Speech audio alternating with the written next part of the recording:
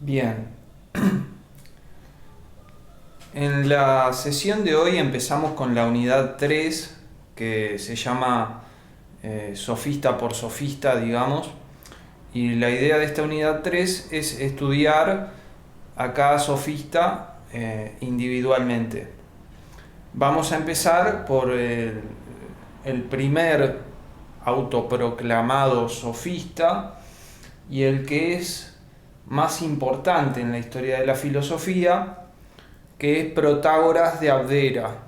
Abdera fue una polis en Tracia, una polis menor, poco significativa en el mapa geopolítico griego, pero dio a luz por lo menos dos personajes notables, como son Protágoras de Abdera y Demócrito, el atomista. Y ambos nacieron en Abdera en el siglo V antes de Cristo.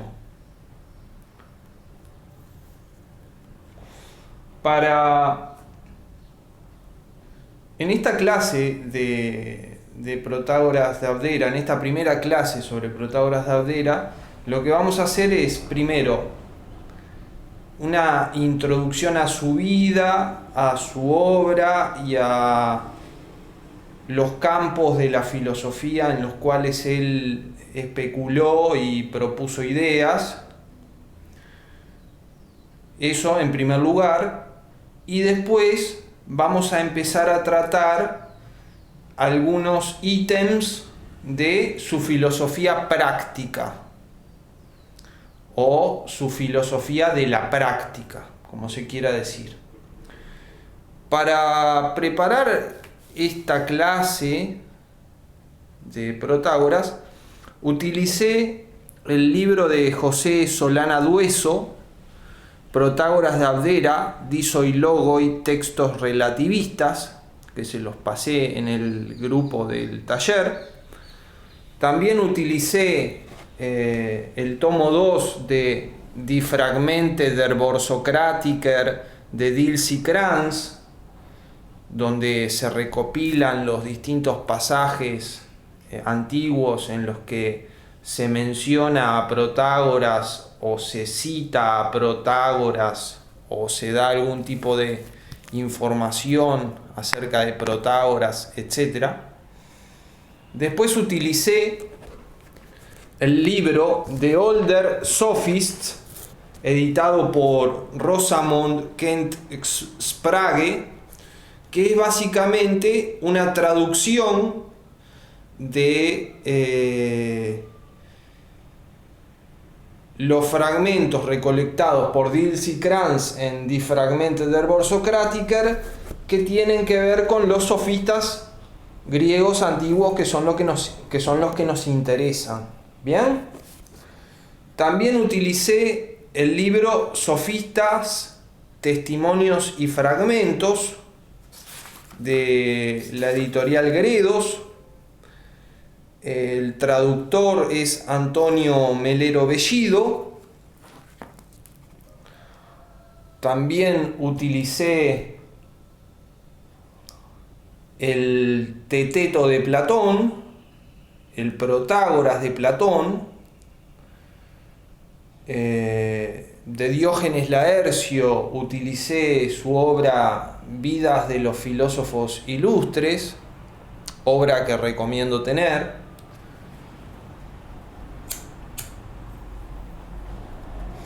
Y bien, también hay otras lecturas que he venido haciendo en todo este tiempo. Se puede citar a Jacqueline de Romilly y bueno, toda una serie de lecturas, Guthrie, que han aportado a la elaboración de la clase de hoy.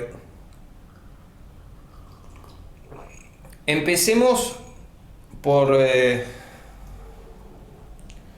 la vida de Protágoras.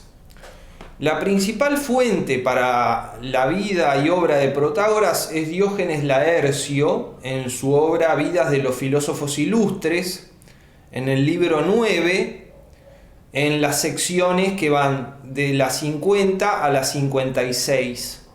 Y cabe remarcar que en esta obra, que está dedicada a los filósofos ilustres de la antigüedad griega, Protágoras es el único sofista incluido. Esto tiene cierta relevancia. La segunda fuente biográfica que omití mencionar que utilicé es el libro de Filóstrato, Vidas de los Sofistas. Bien, esto en cuanto a las fuentes biográficas. Las dos principales fuentes biográficas son Diógenes Laercio y Filóstrato. Ahora, de otras obras se sacan importantes referencias biográficas que nos permiten hacer un boceto de la biografía de Protágoras. Bien, es un consenso entre los especialistas que Protágoras vivió 70 años y que dedicó 40 años a su profesión de sofista, que en su caso era una profesión totalmente asumida y autoproclamada, ¿verdad? Él se asumía sofista, se promocionaba como sofista, se autoproclamaba sofista.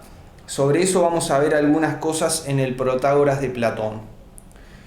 Bien, esta información de que Protágoras vivió 70 años y dedicó 40 años a su profesión resulta de Apolodoro y de un pasaje del Menón de Platón, el pasaje 91e,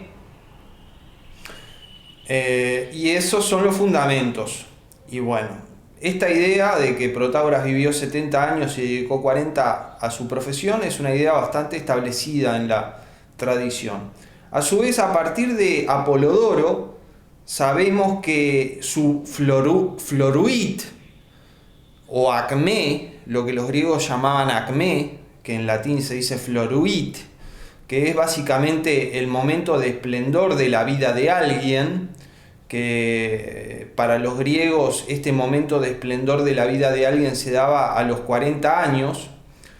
Según Apolodoro, el floruit, el acmé de Protágoras, los 40 años de Protágoras, se dieron en la Olimpiada 84. Como ustedes saben, los griegos fechaban las cosas tomando como referencias a las Olimpiadas. Bueno, en la Olimpiada 84, según Apolodoro, Protágoras habría tenido su floruit, esto es los 40 años. Y la Olimpiada 84 es un lapso de tiempo que va desde el 444 hasta el 441 a.C. ¿Bien?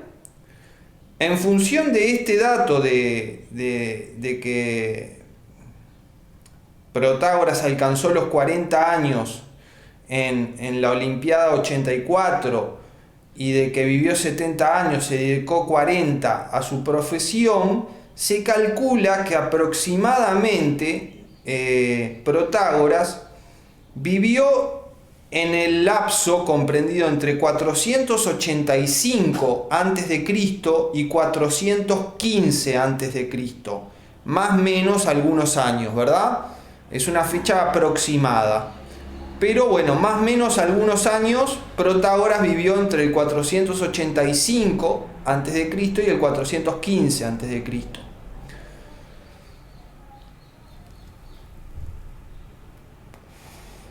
Otro dato importante de la biografía de Protágoras es el tema de sus estancias en Atenas y sus periodos en los que residió en Atenas. Los especialistas señalan que por lo menos en tres momentos Protágoras residió en Atenas. El primero habría sido antes del 444 a.C.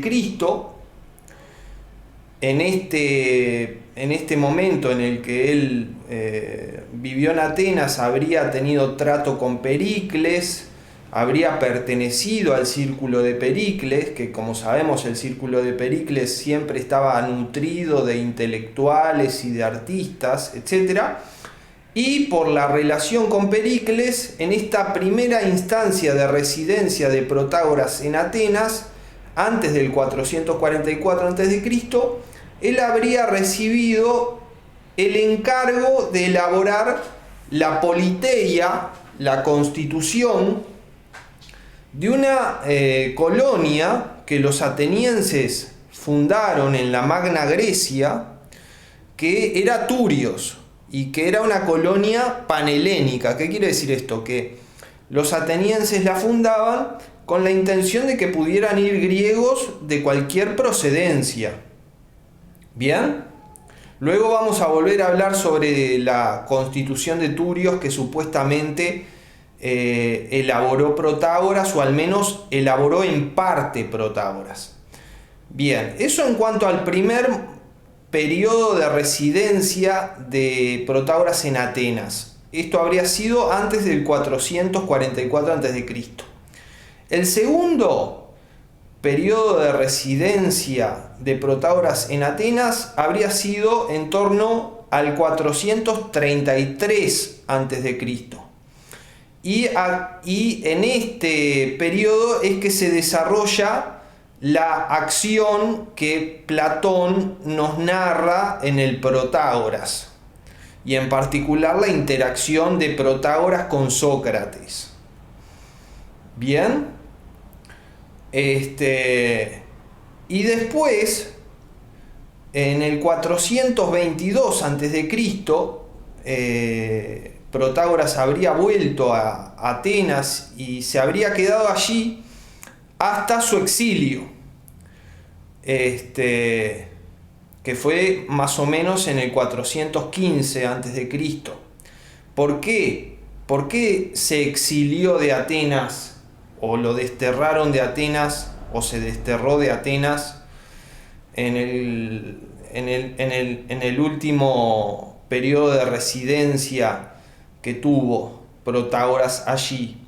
Bueno, porque algunos atenienses iniciaron contra Protágoras un proceso penal de asebeia. Asebeia se traduce como impiedad.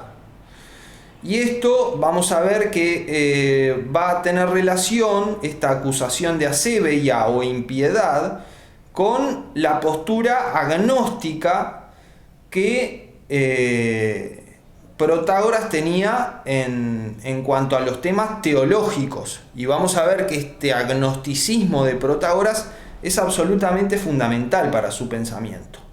Bien, en cuanto a la residencia de Protágoras en Atenas, entonces tenemos que es muy probable que esto haya sido en tres oportunidades: la primera antes del 444 a.C., la segunda en torno al 433 a.C.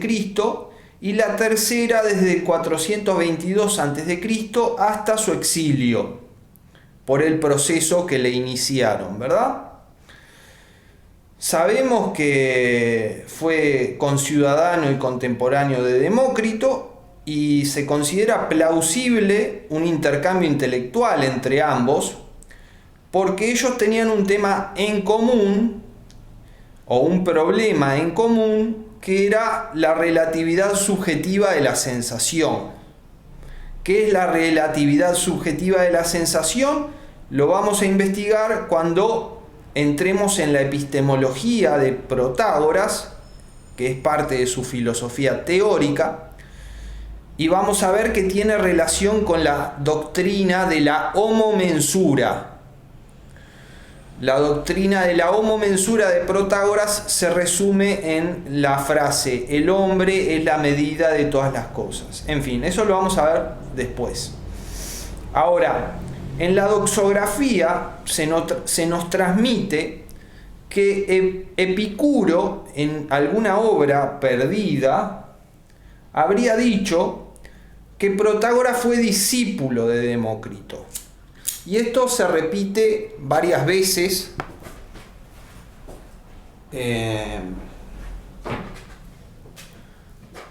varias veces en la bibliografía sobre Protágoras. Ahora, es complicado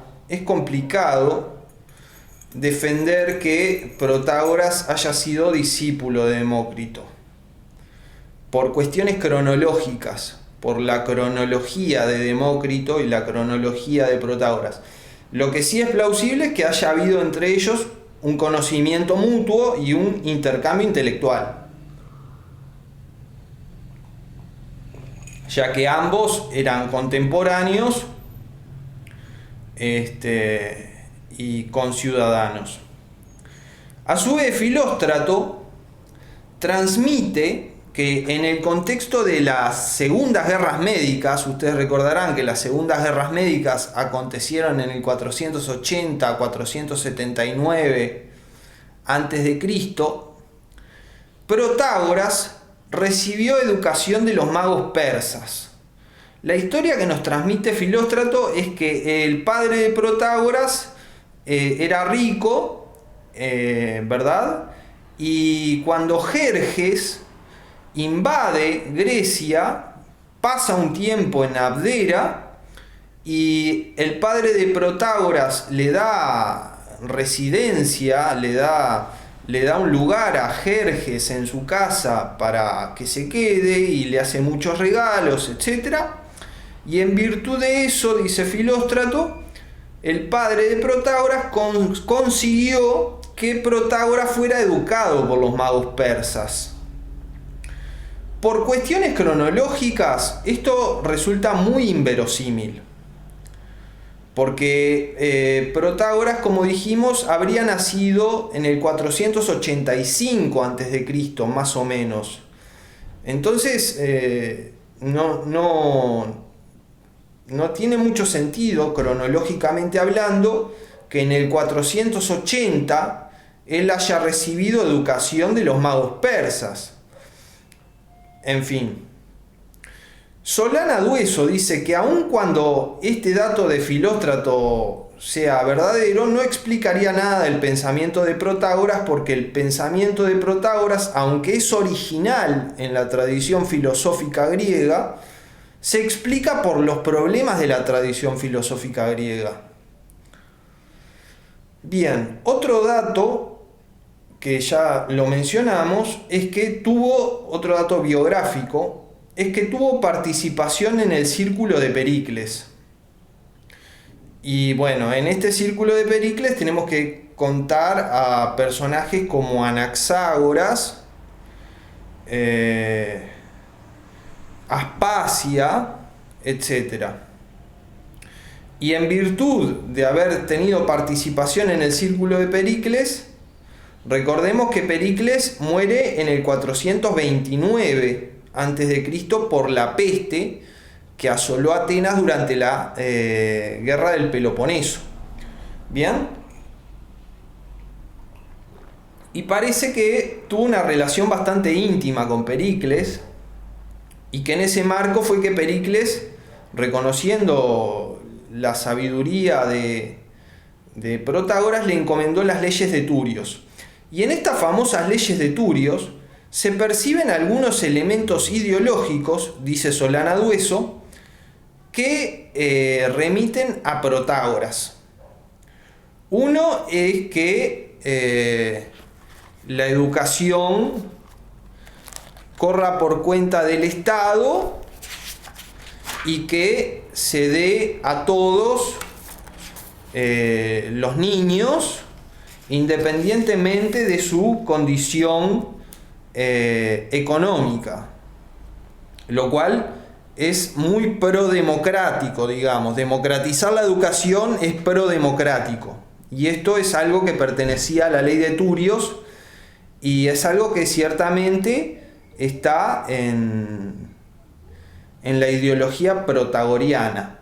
A su vez, otro elemento que en las leyes de Turios refleja el pensamiento de Protágoras es que esta enseñanza de los niños se iba a limitar a enseñar a leer y a escribir. Bueno, porque Protágoras consideraba que básicamente ese era el conocimiento necesario. Y otro aspecto de las leyes de Turios que ideológicamente reflejan el pensamiento de Protágoras es cómo en las leyes de Turios se definían penas o castigos para las personas que cometían algún tipo de delito o error en el sentido políticamente relevante, ¿verdad? Y esto tiene relación con la concepción del castigo que tiene Protágoras, que vamos a ver en su filosofía de la práctica, según la cual la finalidad del castigo es enseñar o reforzar el aprendizaje de que no se debe hacer determinadas cosas.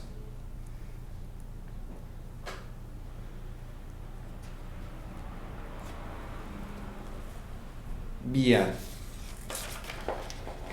Seguimos con la biografía. Bueno, en el 415 a.C., ya estamos cerca del final de la vida de Protágoras, se inicia en Atenas contra Protágoras el proceso de impiedad por su agnosticismo teológico. Este agnosticismo teológico estaba expresado en un libro de Protágoras que se llamaba o se llamó Sobre los dioses. Bien, luego vamos a profundizar en este agnosticismo porque es totalmente fundamental para entender el pensamiento de Protágoras y el punto de vista de Protágoras. La cuestión es que por este agnosticismo teológico pronunciado en Sobre los dioses, le inician un proceso de impiedad en Atenas a Protágoras, y Protágoras tiene que huir de Atenas. Y resulta que por orden oficial en Atenas se requisan todos los ejemplares de este libro de Protágoras y son quemados en el ágora. Esto para Solana Dueso es un dato importante para explicar por qué de Protágoras y de los demás sofistas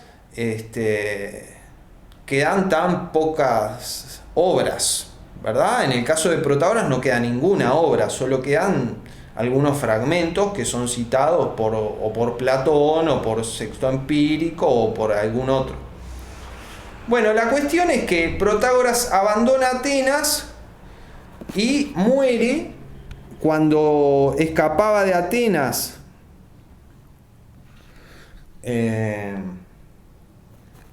hacia Sicilia porque la nave naufraga.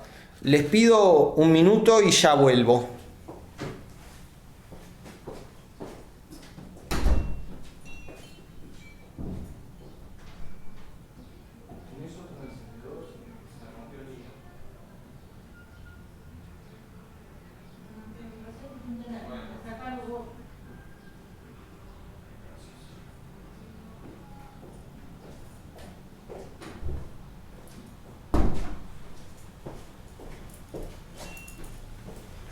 Bien, ya volví, disculpen la interrupción. En cuanto a las obras de Protágoras, cerremos el capítulo biografía. Bueno, eso es lo poco que se conoce de la biografía de Protágoras. Un dato interesante es que habría interactuado con Sócrates, ¿verdad? Como nos testimonia el Protágoras, que como vamos a ver, en buena medida es un testimonio acerca de Protágoras, tanto como es un testimonio acerca de Sócrates, ¿verdad? Bueno, pasemos a la cuestión de las obras de Protágoras. Tenemos por una parte el catálogo de obras de Protágoras que nos transmite Diógenes Laercio en el libro 9 de su libro Vidas de los filósofos ilustres. Y Diógenes Laercio dice lo siguiente: los libros suyos que se conservan son estos: y va la lista. Técnica de controversias, sobre la lucha libre, sobre las ciencias, sobre la constitución política, sobre la ambición de honores, sobre las virtudes, sobre la disposición original de las cosas, sobre las cosas del Hades, sobre las acciones incorrectas de los hombres, libro de preceptos, pleito por la paga y, por último, antilogías en 2 libros. Diógenes Laercio lo que nos dice es que estas obras, en el momento en el que él escribe, son las que se conservan. ¿Bien? Y hay problemas varios en torno a esto. Hay problemas varios en torno al catálogo que nos da Diógenes Laercio. Muchos piensan que muchos títulos que Diógenes Laercio toma como libros en realidad eran capítulos de libros de Protágoras. Lo que no cabe duda, por el testimonio de Platón y de Sexto Empírico, es que Protágoras publicó un libro que se llamaba Sobre la Verdad. En Platón, Sobre la Verdad aparece referido en el Crátilo y en el Teteto. Y es el libro que contiene la famosa frase de la homomensura: el hombre es la medida de todas las cosas. A este libro, Sexto Empírico se refiere como discursos demoledores. Bueno, lo que quiero decir es que el libro que contenía la frase de la homomensura, que bajo un nombre Platón lo llama y bajo otro Sexto Empírico lo llama, es indudable que existió. Después, es indudable que existió el Sobre los dioses, del que solo tenemos el comienzo, que después vamos a ver qué dice, que es donde Protágoras expresa su agnosticismo. Bien, eso es lo cierto. Ahora, Mario Untersteiner,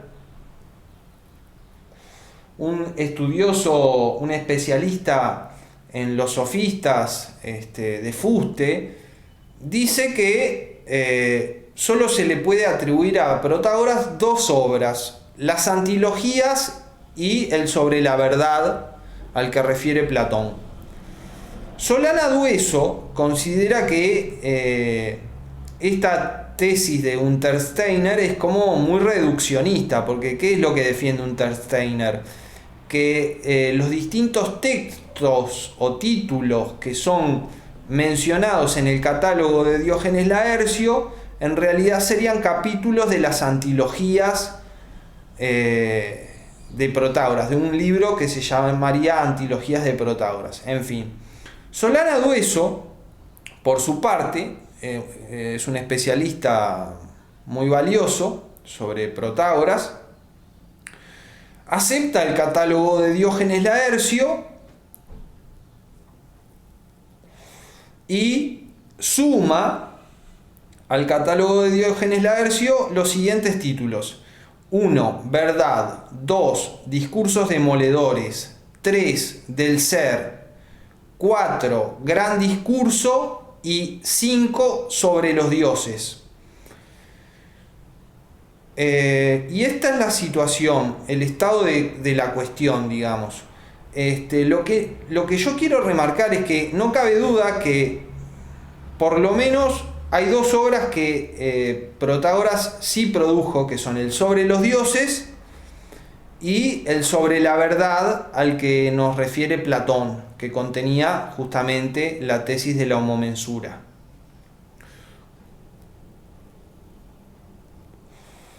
Pasemos ahora a una visión panorámica de las áreas filosóficas en las que se involucró Protágoras y en las que filosofó Protágoras de acuerdo a lo conocido, por supuesto.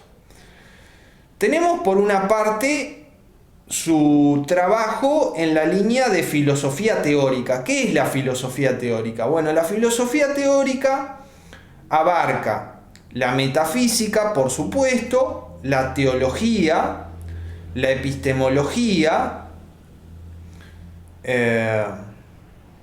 la teoría de la verdad, y podríamos decir que ese es el núcleo duro de la filosofía teórica. A ver, de nuevo, metafísica, teología, epistemología, teoría de la verdad, y podríamos agregar semántica filosófica, o sea, teoría del lenguaje. Eso podríamos decir que es el núcleo duro de la filosofía teórica. Y en la filosofía teórica, Protágoras incursionó, por ejemplo, a través de su agnosticismo teológico, que es una de las grandes tesis del pensamiento de Protágoras, que debemos tener presente en todo momento en que reflexionemos sobre el pensamiento de Protágoras. El agnosticismo teológico es una de sus doctrinas en filosofía teórica. Y es una doctrina que tiene consecuencias metafísicas, epistemológicas, teológicas, pero a su vez va a tener, como veremos, repercusiones en la filosofía de la práctica de Protágoras y en el método, o mejor dicho, en las limitaciones metodológicas de Protágoras. ¿Bien? En cuanto a la filosofía teórica, por lo tanto, tenemos que Protágoras incursionó a través del agnosticismo teológico. Eso por un lado. Después por la tesis de las antilogías. La tesis de las antilogías, dicho en breve, luego lo vamos a analizar con detalle, lo que plantea es que sobre cualquier cuestión hay dos argumentos opuestos. Sobre cualquier cuestión hay dos argumentos opuestos. Hay dos logoi opuestos. Esta doctrina de las antilogías, que en realidad era una doctrina, pero era más que una doctrina, porque era la base de la práctica de Protágoras, la práctica erística de Protágoras, y era parte de la enseñanza de Protágoras, en el sentido de que Protágoras practicaba esto de que en toda cuestión hay dos argumentos opuestos. ¿Cómo lo practicaba? Justamente planteaba una cuestión y defendía P y después defendía no P. Y a su vez, él enseñaba a hacer esto a sus estudiantes. Por eso las antilogías en Protágoras, aunque es una tesis que pertenece a su filosofía teórica, es mucho más que eso. Es una práctica de Protágoras y es parte de la enseñanza de Protágoras y está vinculada esencialmente a lo que hemos llamado erística. ¿Bien? La tesis de las antilogías se vincula con la epistemología y con la teoría de la argumentación. Y si se quiere, con algo más amplio que de alguna manera sintetiza el vínculo de las antilogías con la epistemología y con la teoría de la argumentación, y es que sería las antilogías una teoría del logos, en tanto el logos es un vehículo y un acceso al conocimiento. Bien, en este marco de las antilogías es que se da la práctica de hacer más fuerte al argumento más débil. Bien, Protágoras, como les dije, enseñaba a practicar las antilogías. Esto es, enseñaba a que, dada una cuestión, defender primero P y después no P. Y dentro de esa práctica antilógica está subsumida la práctica de hacer más fuerte el argumento más débil. Y en esto también entrenaba a sus estudiantes Protágoras.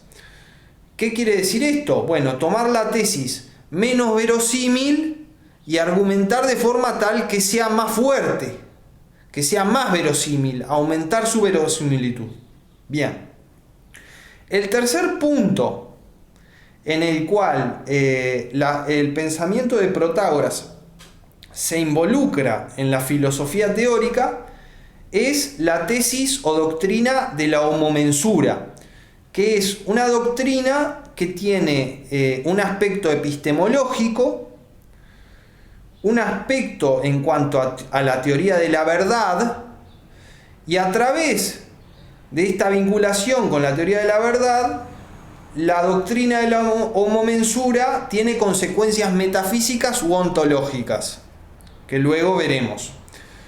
A través de la tesis de la homomensura, Platón y Sexto Empírico, que en buena medida parece que sigue a Platón en su interpretación de Protágoras, vincula a Protágoras con Heráclito, y en particular con la tesis de Heráclito de que todas las cosas son como ríos que fluyen incesante y continuamente, y que en definitiva el todo es movimiento y nada más. Bien, sobre eso vamos a hablar después.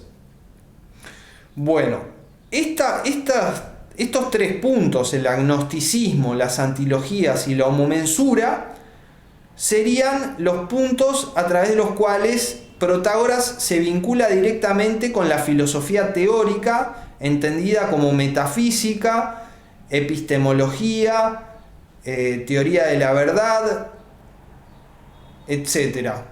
¿Bien? Luego está la filosofía de la práctica, o la filosofía práctica de Protágoras. En la filosofía práctica de Protágoras encontramos, dependiendo de la tesis de la homomensura, una concepción convencionalista y relativista de los valores como la justicia, la belleza, la piedad en el sentido religioso de la expresión, etc. Bien, en la filosofía de la práctica de Protágoras, como una consecuencia de la doctrina de la homomensura, que es una doctrina de filosofía teórica, y no tiene que extrañarnos que una doctrina de filosofía teórica tenga consecuencias en filosofía de la práctica, porque en realidad la filosofía es un sistema y los problemas están interconectados, y entonces muy fácilmente una doctrina metafísica tiene consecuencias éticas, en fin, porque la ética misma tiene una ontología, ¿verdad? La ética misma tiene una metafísica. Bien, entonces, en la filosofía de la práctica de Protágoras, ligada a la tesis de la homomensura, encontramos en Protágoras una concepción convencionalista y relativista de los valores éticos como la justicia, la belleza, la piedad, etc. Y podríamos decir que esta concepción convencionalista y relativista de estos valores éticos pertenece al dominio de la ontología de la ética. ¿Bien? Por otro lado, tenemos la concepción de la ley dentro de la filosofía de la práctica de Protágoras. Tenemos la concepción de la ley que tiene Protágoras. Y la concepción de la ley y la fundamentación de la legitimidad de la ley que hace Protágoras. Para Protágoras, la ley es, como vamos a ver, puro acuerdo humano y nada más. No tiene ningún otro sostén que el acuerdo humano. Ahora, es legítima no porque tenga el respaldo de los dioses, pongamos por caso, sino porque la ley es lo que hace posible que podamos vivir en una sociedad, en una polis, para ponerlo en el mapa cultural griego. La ley, aun cuando es un acuerdo arbitrario, cambiable, que caduca, que hay que actualizar, etc., tiene valor y es legítima porque es lo que da posibilidad a la convivencia. En la medida de que hay leyes es que podemos convivir y de esa manera sobrevivir. Esto lo va a trabajar Protágoras, sobre todo en el testimonio que nos da Platón en el Protágoras. Después, en la filosofía de la práctica de Protágoras, tenemos dos tesis importantes que son, primero, la tesis de que todos los hombres que viven en una organización social, como puede ser una polis, participan en algún grado de la virtud política. Virtud y virtud política en Protágoras es lo mismo, podríamos decir, porque hay una concepción política de la virtud en Protágoras.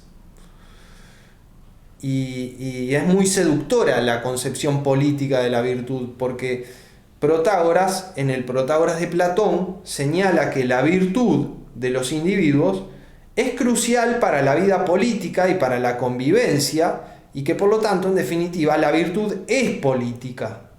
En fin, a lo que voy es que en filosofía de la práctica, por otra parte, encontramos en Protágoras la idea de que todo individuo que vive en una organización humana, social, compleja, como puede ser una polis, participa en algún grado, y es importante esto de en algún grado, de la virtud política.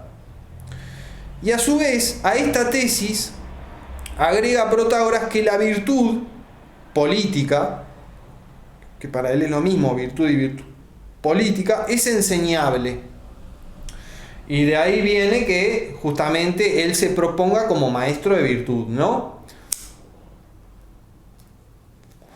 Estas dos tesis de que todo individuo humano que vive en una comunidad participa de la virtud política y de que la virtud es enseñable, etc., se ha juzgado en la tradición como una fundamentación de la democracia.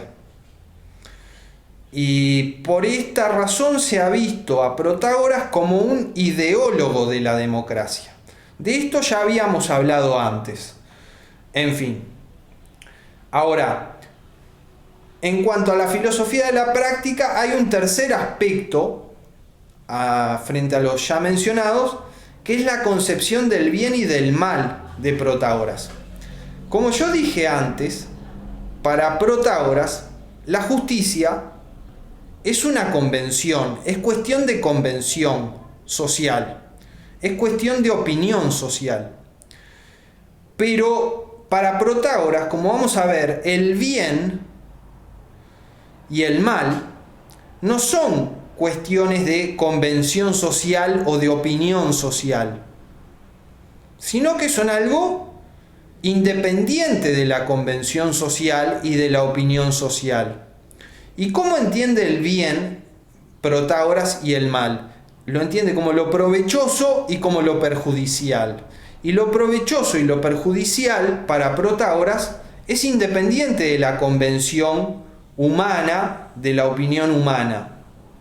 No es relativo a la convención humana y a la opinión humana. Por eso el relativismo y el convencionalismo ético de Protágoras tiene un límite. Porque la justicia, la piedad, la valentía, etc., toda una serie de valores para Protágoras son relativos, por eso es relativista, a la convención humana y a la opinión humana. Pero para Protágoras, el bien entendido como lo provechoso y el mal entendido como lo perjudicial no es relativo a la convención humana o a la opinión humana. Pero, no obstante, para Protágoras, el bien y el mal sí son relativos, pero en otro sentido. ¿En qué sentido? En el sentido de que lo que es bueno para mí puede no ser bueno para otro, y a su vez lo que es bueno para el hombre puede ser malo para el caballo, y lo que es malo para el caballo puede ser bueno para el árbol. Esto lo manifiesta en el Protágoras de Platón. Y lo que es bueno, por ejemplo, para las raíces del árbol puede ser malo para los brotes del árbol. Entonces, el bien y el mal no son relativos en Protágoras a la convención humana y a la opinión humana, como sí lo son la justicia, la piedad, etc., pero sí son relativos en el sentido de que lo que es bueno no es bueno absolutamente, sino bueno para alguien. Y lo que es malo no es malo absolutamente, sino malo para alguien. Y se puede dar que lo que sea bueno para uno sea malo para otro. Y así. Bien, en cuanto a la filosofía de la práctica de Protágoras, quisiera decir, tomando como referencia a Solana Dueso y su lectura, que Protágoras asume un punto de vista realista, descriptivista, y que es muy sensible a los datos etnológicos, antropológicos, sociológicos, históricos, etc. ¿Qué quiero decir con esto? Quiero decir que la filosofía de la práctica de Protágoras no es una especulación abstracta, normativista acerca de los valores, sino que es algo que está, por así decirlo, con los pies en la tierra, que asume un punto de vista realista, descriptivista, y que es muy sensible a los datos etnológicos, antropológicos y sociológicos. Bien, en ese sentido hay una oposición muy grande entre la filosofía de la práctica de Platón clásico, como en República, y la filosofía de la práctica de Protágoras. La filosofía de la práctica de Platón Maduro en República es fuertemente normativista y termina en una utopía. En cambio, la filosofía de la práctica de Protágoras es realista, descriptivista, abierta a la diversidad etnológica, antropológica, sociológica, etc. Bien, esto que acabo de mencionar resumiría un poco las conexiones de Protágoras con la filosofía de la práctica. Ahora, hay algo más, hay un elemento más en el pensamiento de Protágoras, y es su concepción de la sabiduría y del sofista. Como vamos a ver, para Protágoras es imposible que un hombre tenga una opinión falsa. Para Protágoras, repito, es imposible que un hombre tenga una opinión falsa. Por eso, él no puede caracterizar a la sabiduría como tener opinión verdadera en contraposición a los que tienen opinión falsa. Bien, él va a tener que tener una concepción de la sabiduría distinta. Entonces, lo que va a plantear Protágoras en su concepción de la sabiduría, que después vamos a estudiar, es que el sabio, lo que tiene de peculiar no es que tenga una opinión verdadera, porque todos los hombres tienen opiniones verdaderas. El punto es que el sabio conoce lo que es bueno para alguien. Y entonces, es así que el médico, por ejemplo, es sabio porque es capaz de que el enfermo pase de tener sensaciones determinadas que son verdaderas y opiniones determinadas que son verdaderas, pase a un estado mejor. Y el sofista va a ser sabio en el sentido de que va a ser capaz de cambiar las almas de los otros de forma tal que pasen de un estado peor a un estado mejor.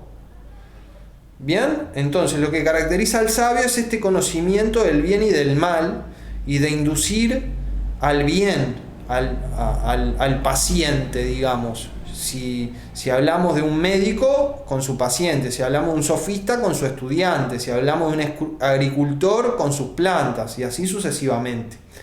Bien, entonces tenemos por un lado la filosofía teórica de Protágoras, donde está el agnosticismo teológico, que quiero subrayar que este agnosticismo teológico marca todo el pensamiento filosófico de Protágoras, porque tiene incidencia en su método y en las limitaciones metodológicas de su trabajo especulativo. Y en la filosofía teórica, como decía, está el agnosticismo teológico, las antilogías y la homomensura. En la filosofía de la práctica tenemos la concepción convencionalista y relativista de la justicia, de la piedad, etc. Después, la fundamentación de la democracia a través de la idea de que todo individuo participa de la virtud política, de que la virtud política es enseñable, etc. Y por otro lado tenemos la concepción del bien como lo provechoso y el mal como lo perjudicial, que para Protágoras no es relativo a la convención humana o a la opinión humana, pero sí es relativo en el sentido de que lo que es bueno para mí puede ser malo para ti, por ejemplo.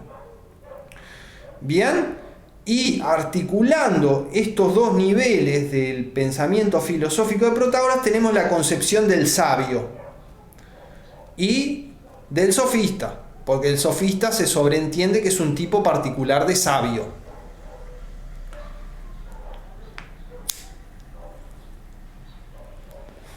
Con respecto a la filosofía teórica y a la filosofía de la práctica de Protágoras y a su concepción del sabio, podríamos decir que hay una especie de unidad sistémica o coherencia. Solana Dueso habla de solidaridad. A mí me parece que esto quiere decir básicamente que el pensamiento de Protágoras en todos estos distintos niveles es coherente y tiene unidad sistémica. En fin. Ahora, hay dos cosas que atraviesan el pensamiento de Protágoras, el pensamiento filosófico de Protágoras. Una es la oposición entre lo relativo y lo absoluto. En esta oposición entre lo relativo y lo absoluto, Protágoras siempre se va a inclinar hacia lo relativo, y así, por ejemplo, va a tener una concepción relativista del ser, una concepción relativista de la verdad, una concepción relativista de la justicia, etcétera, etcétera, etcétera. ¿Bien? Entonces, a la filosofía de Protágoras como un todo la atraviesa esta disyuntiva entre lo relativo y lo absoluto.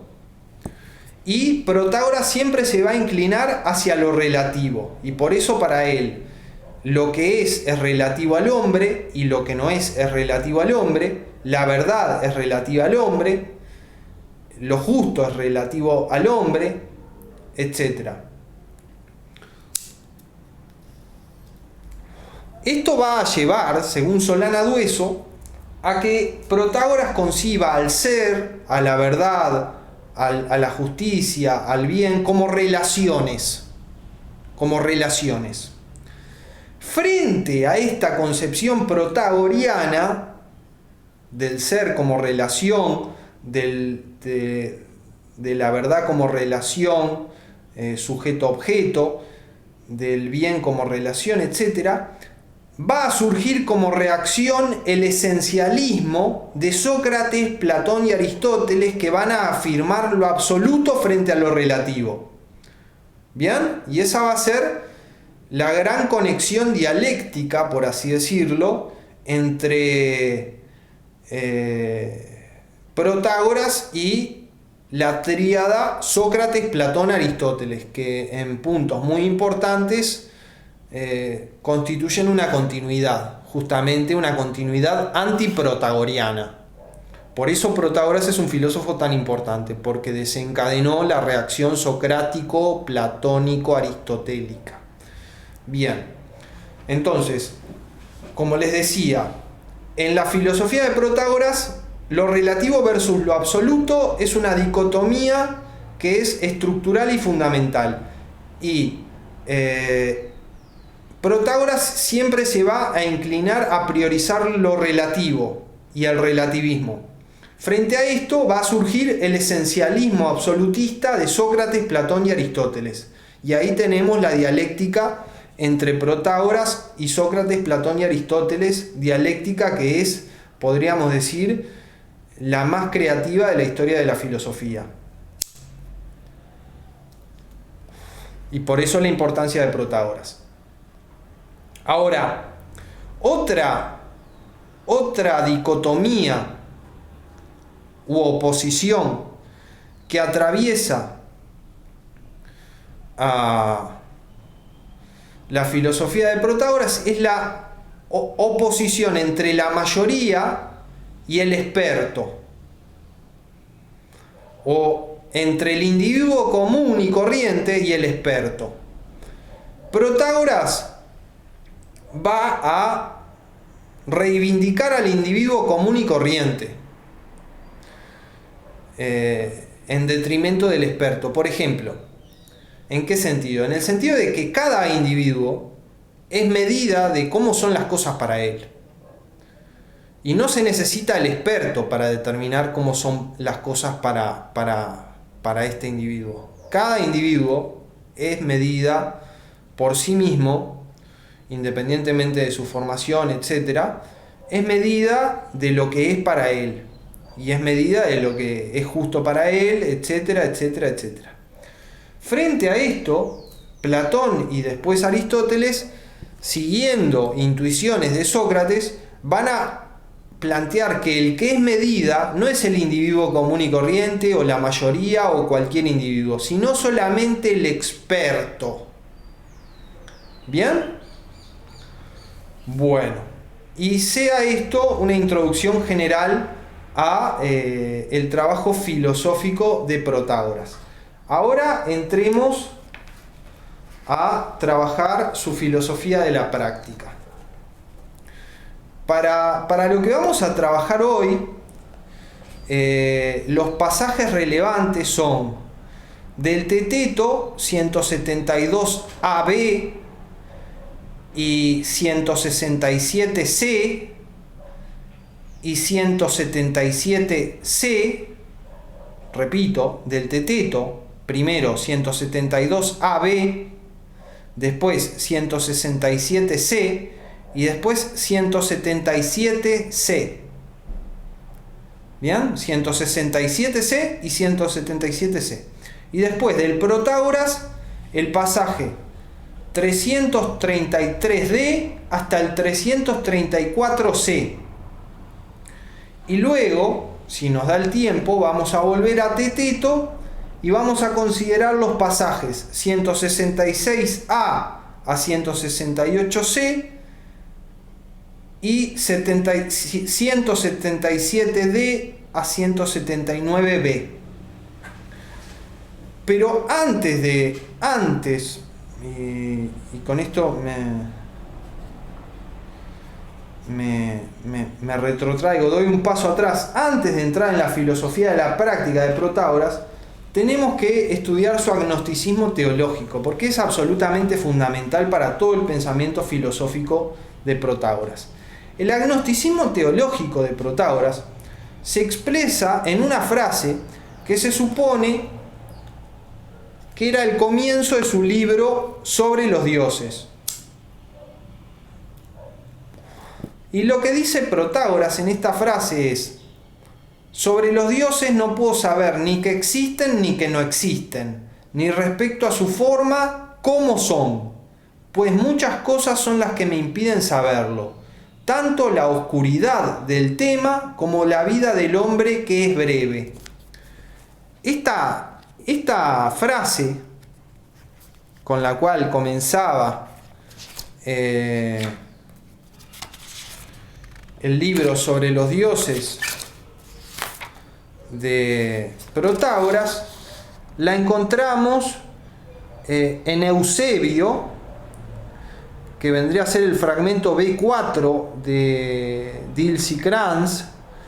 La encontramos completa en Eusebio, en el libro Preparación Evangélica, en el capítulo 14, etc. Y después, en forma fragmentaria, se puede encontrar en Cicerón, en el libro sobre la naturaleza de los dioses, y se puede encontrar también en forma fragmentaria en el libro Contra los físicos de Sexto Empírico. ¿Bien? Platón no la cita, pero dice algo que es clave, que después vamos a ver qué es. Y lo dice en el Teteto. ¿Bien? Entonces, volviendo a la frase. Ahora la voy a decir en griego. Περιmenθεον ουκ έχω ουδε χως εισιν ουδε χως ουκ εισιν ουδ οπόιοι τίνες ιδέαν.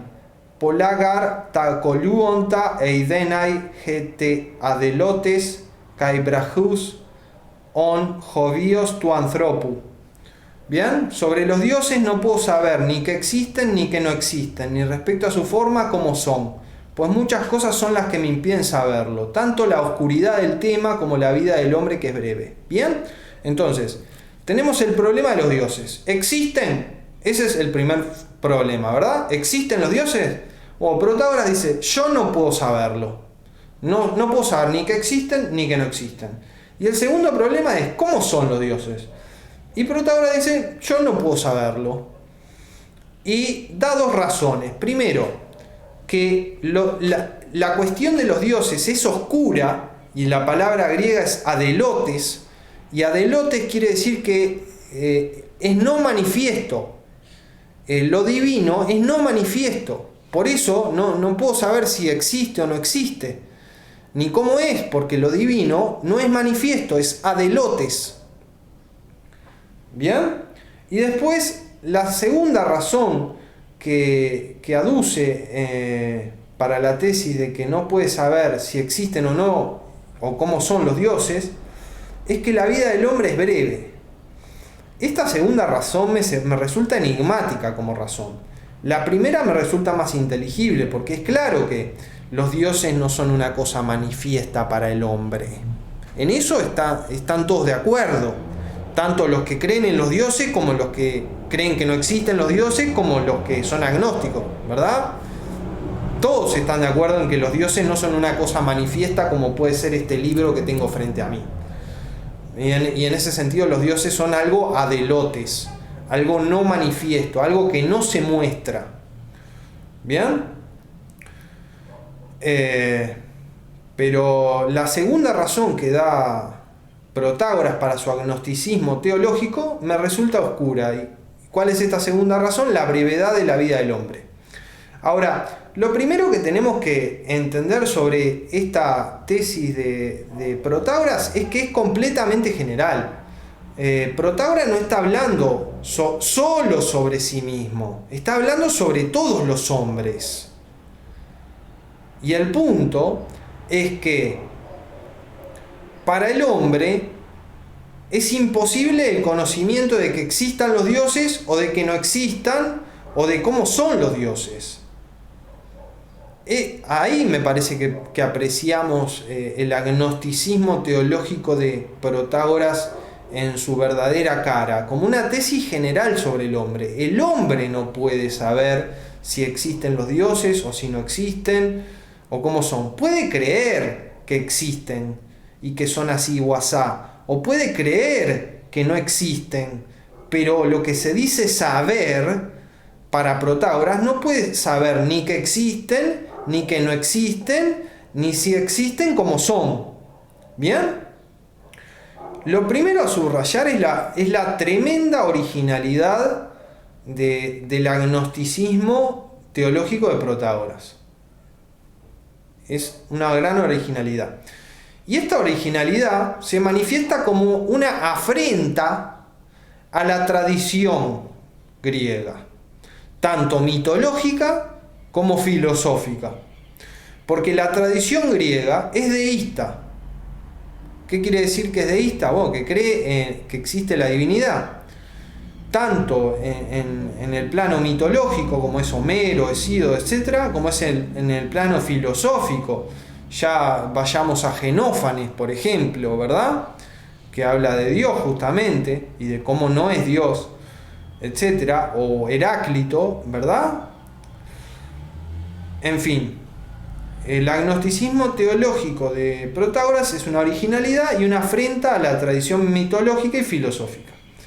Porque esta tradición o estas tradiciones son deístas. Ahora, hay que subrayar que agnosticismo no es ateísmo. El ateísmo es lo contrario del deísmo.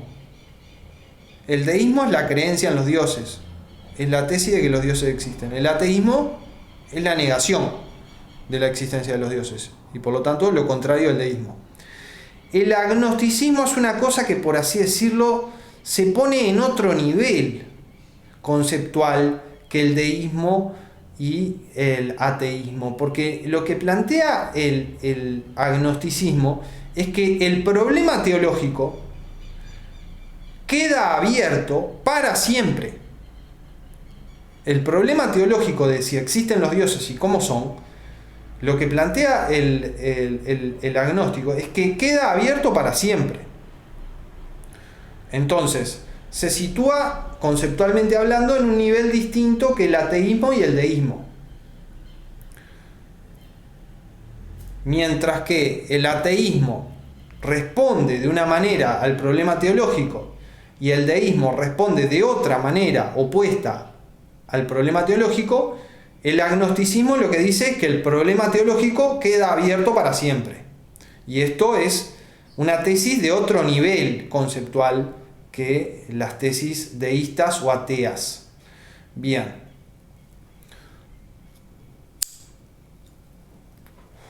Otra cosa importante del agnosticismo teológico de Protágoras, y que es lo que determina que el agnosticismo teológico de Protágoras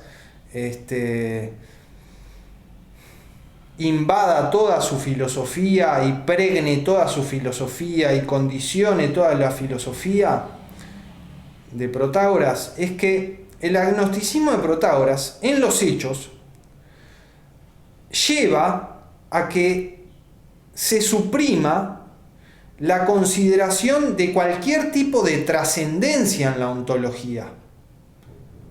¿Qué quiere decir esto? Que la ontología de Protágoras, por el agnosticismo, es pura inmanencia. No hay ninguna trascendencia, es pura inmanencia. ¿Bien? Es pura inmanencia, no hay trascendencia. Porque justamente la trascendencia sería la divinidad. Y como no se puede saber si existe o no, en los hechos se suprime la consideración de una trascendencia en la ontología. En los hechos, la ontología de Protágoras es una ontología sin trascendencia, es una ontología de pura inmanencia. ¿Bien? Ahora, esto conduce a que en el método de Protágoras se elimine un recurso filosófico clásico, sobre todo en metafísica, que es el famoso punto de vista de Dios. Ustedes habrán escuchado, me imagino, que a veces se dice que tal filósofo, por ejemplo Wittgenstein en el Tractatus, filosofa desde el punto de vista de Dios. O Platón, o lo que sea, en fin. Filosofan desde el punto de vista de Dios. Bueno, y eso es un recurso metodológico, un recurso filosófico. Ahora, Protágoras, por ser agnóstico, elimina este método del punto de vista de Dios, que en latín se dice punto de vista sub specia aeterni. ¿Bien? Ahora, esta eliminación del método del punto de vista de Dios conduce en Protágoras a que se asuma un punto de vista completamente antropocéntrico. Y esto está en estrecha relación con la homomensura. No por casualidad, Protágoras dice: el hombre es la medida de todas las cosas. Ya en la homomensura el antropocentrismo se plasma de forma manifiesta. En fin.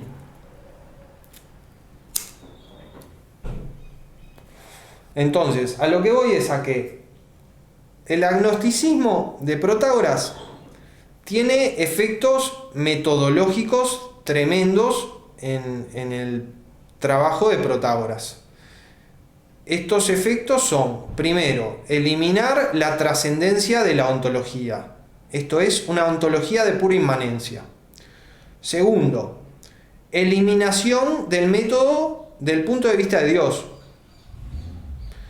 Tercero, determinación y fundamentación de un punto de vista antropocéntrico.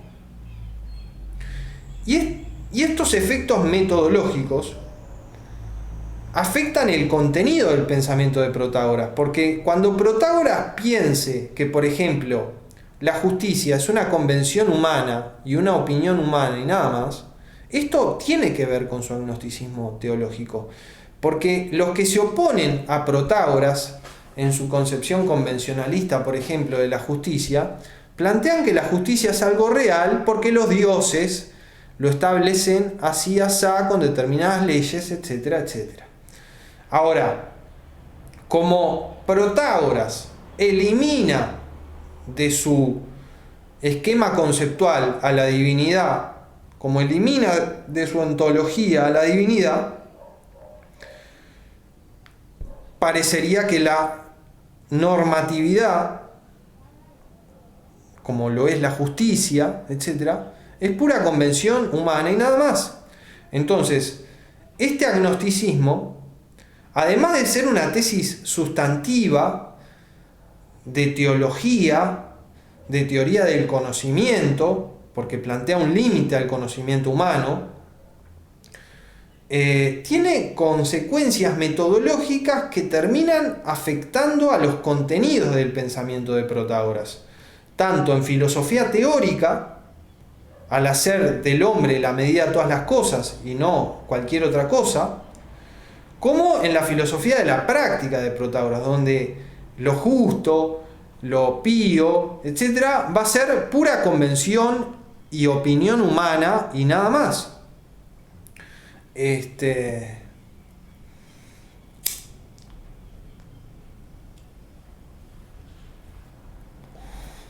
Bien.